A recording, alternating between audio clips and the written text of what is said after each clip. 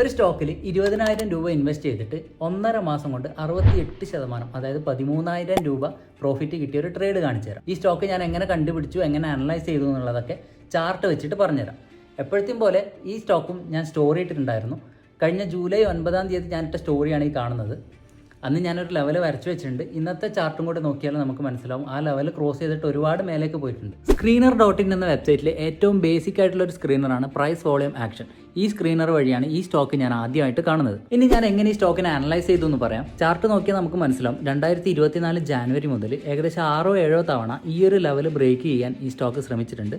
അവിടെ നല്ലൊരു resistance build ആയിട്ടുണ്ട്. അപ്പോൾ ഇത്രയും തവണ ഒരു പോയിന്റിൽ റെസിസ്റ്റൻസ് വന്നിട്ടുണ്ടെങ്കിൽ ഇനി അത് ബ്രേക്ക് ചെയ്യുകയാണെങ്കിൽ സ്റ്റോക്ക് നന്നായിട്ട് മേലോട്ട് പോകുന്നു നമ്മൾ മനസ്സിലാക്കണം. ഞാൻ ഈ സ്റ്റോക്കിനെ കുറിച്ച് സ്റ്റോറി ഇട്ട സമയത്ത് എന്താണ് മേലെ ഒരു മഞ്ഞ ലൈൻ വരച്ചതെന്ന് കുറേ ആൾക്കാർ ചോദിച്ചിട്ടുണ്ടായിരുന്നു. അത് സ്റ്റോക്ക് കുറച്ച് ബാക്കോട്ട് സ്ക്രോൾ ചെയ്ത് കഴിഞ്ഞാൽ നമുക്ക് മനസ്സിലാവും. 2021-22 സമയത്ത് ക്രിയേറ്റ് ചെയ്യപ്പെട്ട ഒരു റെസിസ്റ്റൻസ് ആണ് ഞാൻ ഈ വരച്ചു വെച്ചിട്ടുള്ളത്. ഈ ഒരു സ്റ്റോക്കിന്റെ കാര്യത്തിൽ ഈ ഒരു ലെവലിന് കൂടി ഭയങ്കര ഇമ്പോർട്ടൻസ് ഉണ്ട്. ഈ സ്റ്റോക്കിന്റെ കാര്യത്തിൽ സ്ട്രോങ് റെസിസ്റ്റൻസ് ഐഡന്റിഫൈ ചെയ്യുക എന്നുള്ള ഒരൊറ്റ കാര്യം മാത്രമേ ഞാൻ ചെയ്തിട്ടുള്ളൂ. അപ്പോൾ എൻ്റെ വ്യൂ ഇവിടെ കറക്റ്റ് ആയിരുന്നു. ഈ 2 ലെവൽ ബ്രേക്ക് ചെയ്തിട്ട് സ്റ്റോക്ക് നന്നായിട്ട് മേലോട്ട് പോയി. അപ്പോൾ ബിഗിനേഴ്സിനോട് ഒരിക്കൽ കൂടി പറയാം, സോഷ്യൽ മീഡിയയിലെ വീഡിയോസ് കണ്ടിട്ട് നിങ്ങൾ ഒരിക്കലും ഓപ്ഷൻ ട്രേഡിന്റെ പിന്നാലെ പോകരുത്. ക്യാപിറ്റൽ കുറച്ച് കുറവാണെങ്കിലും സ്റ്റോക്കിൽ ട്രേഡ് ചെയ്ത് പഠിക്കണം.